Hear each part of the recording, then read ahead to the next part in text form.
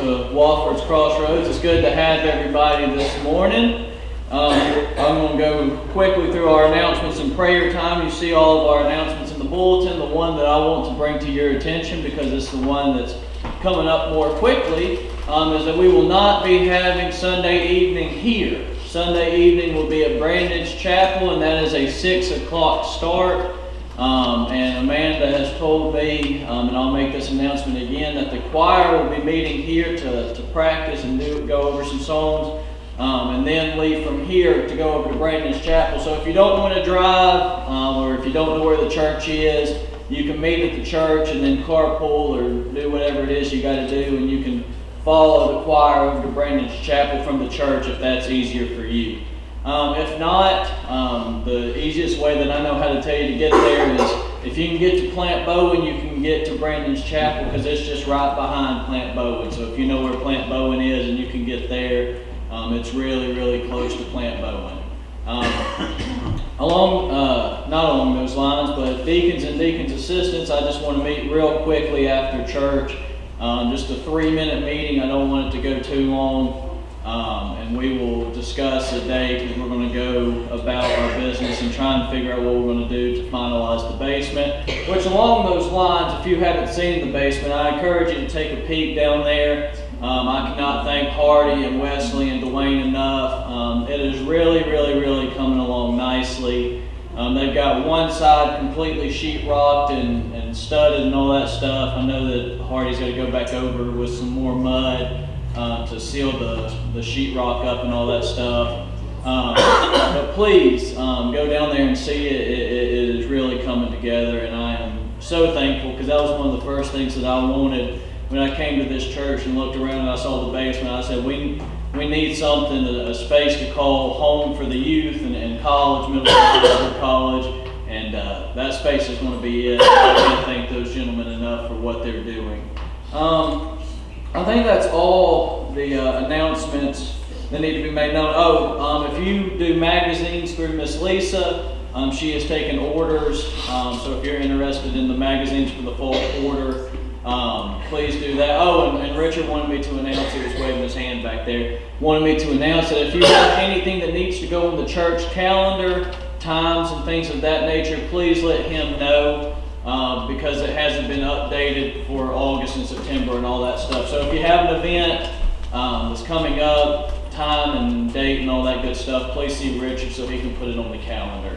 I think that's all the announcements that I have. The prayer list, you see the prayer list, it's getting long, and there are many, many names that continue to need prayer, but are there any that are not on the prayer list that need to be made known this morning? We need to pray for our teachers too. Yes, pray for teachers and pray for our students. It seems like school starts earlier and earlier each year, and they only have one more week. I know teachers go back this week with pre-planning and all that good stuff, and then students go back in the very next week. Folks, I'll be honest with you, we have an incredible mission field just right across the pasture. So I'd like to try and get involved with them as much as possible when the school year starts. I'm going to try and go over there and see if I can meet the football coach, because I know this church and the football coach have a good relationship, and try and do some stuff with the football team and maybe do some stuff along those lines. But please, remember those, the teachers and those that work in the school system, as well as our kids. Because school nowadays, in my opinion, they're not being taught what they should be taught. They are being more so indoctrinated than they are being taught some necessary tools and things of that nature, and it's more of a pump them with whatever you can pump them and then just move them on to the next grade and all that stuff, and I don't find that right. So we need to pray for the school system and those kids. I requested last week that you pray for my Nana, Joyce Galloway, because of her knee. They thought that she had tore something in her knee again. Test came back good. It's not a tear. It was a minor strain or something along those lines. So she's back up walking again, slowly, but she's up walking around again. So I'm thankful for that. Are there any other prayer requests that need to be made known here this morning? Yes, James, and then I'll get you, Wesley.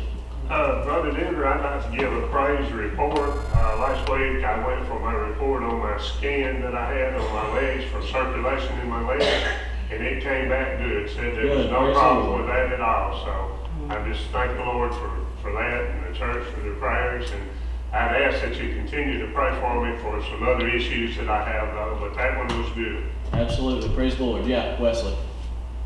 I'd like for the church to pray for Derek, that the doctor may find out what his problem is, and we're fixing to do some tests, and just pray that the Lord will just take it. Yeah, so pray for Derek. Any others? Choir, I don't miss you back there yet, Cheryl. My brother, Johnny, is having another heart catheterization tomorrow Mhm. at Cartersville. So please keep Brother Johnny in your prayers. He's already been through one heart surgery, so pray that this test comes back positive or clean or whatever the right word is for that situation, so that the scan is good.